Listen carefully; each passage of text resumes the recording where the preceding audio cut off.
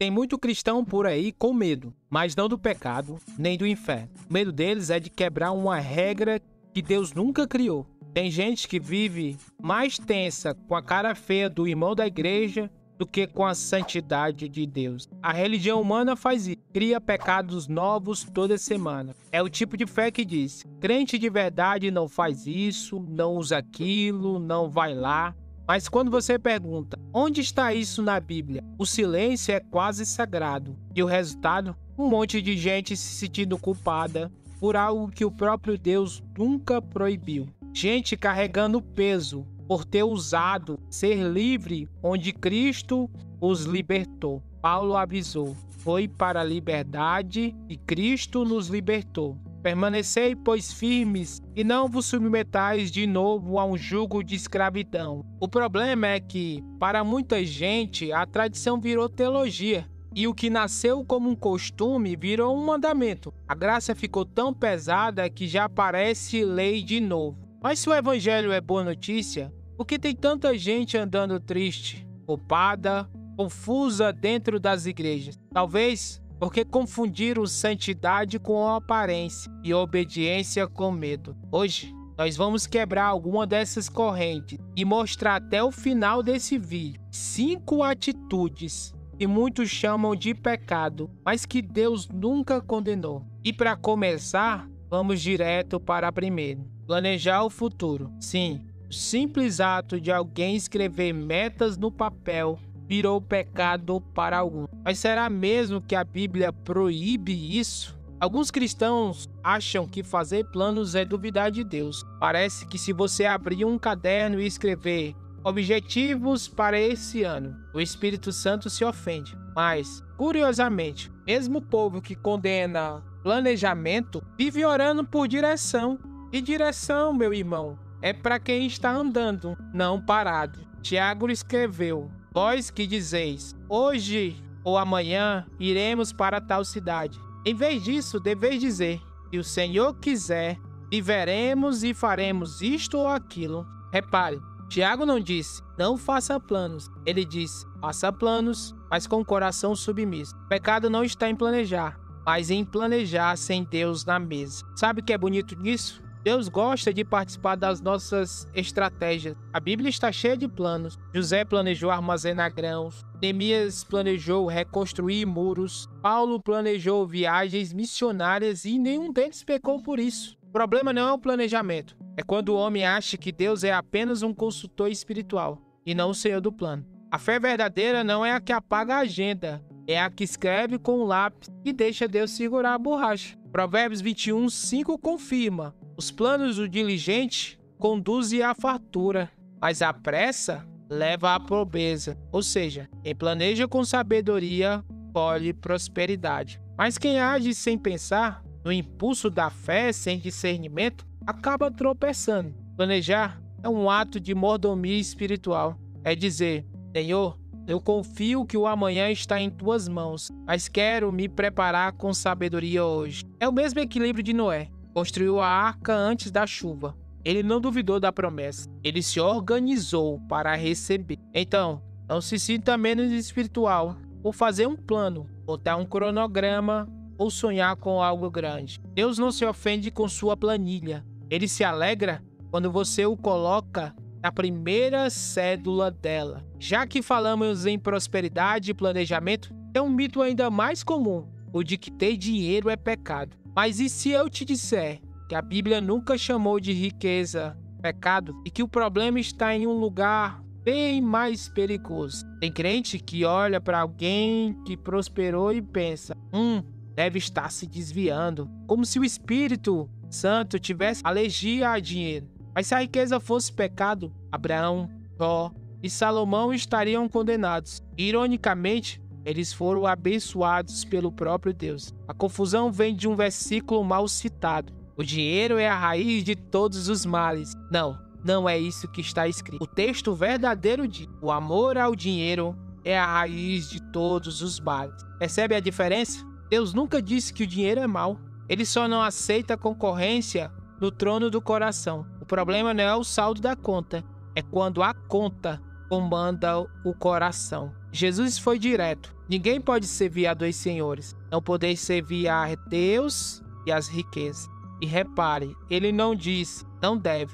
Ele disse, não pode. É impossível ter dois centros de adoração. Ou o dinheiro é servo, ou ele vira ídolo. A teologia reformada sempre ensinou que tudo, até o uso do nosso dinheiro, deve ser feito para a glória de Deus. Trabalhar, investir, prosperar. Tudo é espiritual quando feito em submissão. O Evangelho não é um chamado à pobreza forçada, mas à liberdade do apego. A graça não proíbe bens, ela proíbe corações vendidos. E quando o cristão entende isso, ele descobre que a generosidade é a vacina contra a idolatria. Dar não é perder, é provar que dinheiro não manda em você. Então, se Deus te abençoar com recursos, use-os bem. A generosidade é o antídoto contra o egoísmo. E no fim, o verdadeiro rico é quem consegue olhar para o que tem e dizer: nada disso me define, Cristo é o meu tesouro. Agora tem outro mito ainda mais curioso. Alguns acham que tomar remédio, ir ao médico ou fazer terapia é falta de fé, mas a Bíblia mostra o contrário. Às vezes, a forma mais espiritual de confiar em Deus é tomar remédio que Ele providenciou. Tem cristão que acredita que se tomar um remédio, a fé evapora. É o tipo de pensamento que transforma o termômetro em ferramenta do diabo. Mas, curiosamente, o mesmo povo que recusa um médico corre para a igreja pedindo cura. E o detalhe é que Deus pode usar o pastor e o médico ao mesmo tempo. O apóstolo Paulo orientou Timóteo: não beba somente água, mas usa pouco de vinho, por causa do teu estômago e das tuas frequentes enfermidades. Paulo não mandou ele repreender o espírito da gastrite, mandou cuidar do corpo, porque fé não é negar a realidade, é encarar a realidade com confiança. Deus criou os remédios, os cientistas e as mãos que operam. Ignorar isso não é espiritualidade, é teimosia travestida de fé. A Bíblia nunca nos chamou a sermos imprudentes, mas dependentes. Tiago, mesmo que falou sobre a oração, também disse: está alguém entre vós enfermos? Chame os presbíteros da igreja e ore sobre ele, ungindo com azeite em nome do Senhor. E o azeite naquele contexto tinha função terapêutica, ou seja, oração e tratamento caminham juntos. Milagre e medicina não cooperam. Quando o médico cura uma ferida, ele está apenas revelando a graça comum de Deus em ação. Quando o remédio faz efeito, é Deus lembrando que a sua providência opera até no microscópio. Rejeitar os meios que Deus usa é o mesmo que pedir pão e jogar fora o trigo. Então, se você ora e também se trata, você não tem fé fraca, tem fé inteligente. Talvez o maior milagre seja perceber que Deus não precisa fazer tudo de forma sobrenatural para continuar sendo Deus. Mas e quando nem o remédio e nem a oração parece resolver? Quando o corpo cansa, a alma pesa e o coração quer desistir. Tem gente que acha que sentir tristeza é pecado. Mas será que é mesmo? Existe um mito dentro de muitas igrejas. Crente de verdade não se abate, como se o Espírito Santo fosse um antidepressivo celestial. Mas a Bíblia conta outras histórias, uma mais humana e verdadeira. Elias, o profeta que orou e desceu fogo do céu, depois de sua maior vitória, desabou. Sentou debaixo de um zimbro e pediu para morrer. Sabe o que Deus fez? Não deu sermão, deu comida e descanso. Às vezes o primeiro passo da cura espiritual é uma boa noite de sono, uma refeição quente. Deus não repreendeu Elias, ele o acolheu. Davi também teve dias bem tensos e escuros. Ele escreveu: as minhas lágrimas têm sido o meu alimento de dia e de noite. Se ele postasse isso hoje nas redes sociais, alguém comentaria: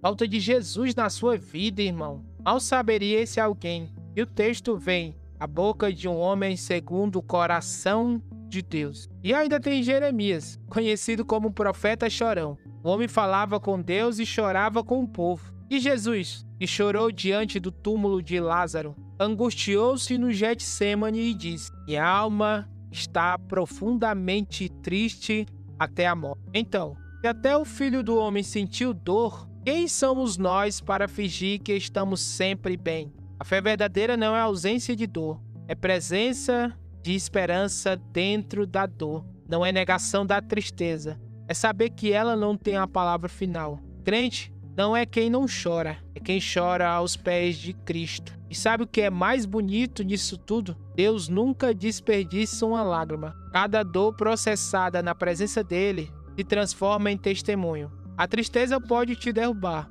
mas nunca te separar do amor de Deus. E se até os heróis da fé choraram, imagine o que acontece quando eles duvidam. Sim, duvidam. Porque muita gente por aí acha que ter dúvidas é pecado. Mas será que Deus se ofende com nossas perguntas? Ou será que ele responde por meio delas? Tem gente que acredita que o verdadeiro cristão é um robô espiritual. Nunca balança, nunca questiona e nunca duvida. Mas se isso fosse verdade, metade dos heróis da Bíblia estariam reprovados. Gideão olhou para a situação do povo e perguntou: se o Senhor acaso é conosco, por que tudo isso nos aconteceu? E Deus o chamou de valente, não o repreendeu, respondeu. Abacuque orou indignado: até quando clamarei e tu não ouvirás? E Deus não puniu, conversou com ele. Até João Batista, o profeta que viu o Espírito descer sobre Jesus, duvidou.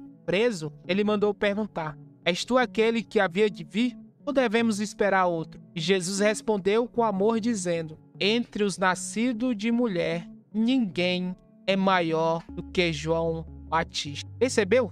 Deus não se ofende com perguntas sinceras. Ele se revela nelas. A dúvida não é o oposto da fé. É o terreno onde ela amadurece. Quando o cristão para de fingir que está tudo bem e começa a conversar com Deus de verdade, nasce uma fé mais profunda, mais viva, mais real. Porque fé não é repetir frases prontas, é caminhar mesmo quando as respostas não chegam. Então, se você está passando por um tempo de incertezas, saiba, Deus não desistiu de você. Ele está transformando suas perguntas em comunhão e quem busca, encontra. Então me diz uma coisa agora. Qual dessas atitudes você acreditava que era pecado? Ou você conhece alguém que acredita em alguma delas? Comenta aqui embaixo. Quero ler seu ponto de vista e ver como Deus tem libertado pessoas dessas ideias distorcidas. Se essa mensagem edificou você, curte esse vídeo, considere se inscrever no nosso canal para continuar aprendendo comigo sobre a palavra de Deus, sem peso, sem legalismo e com a graça no centro de...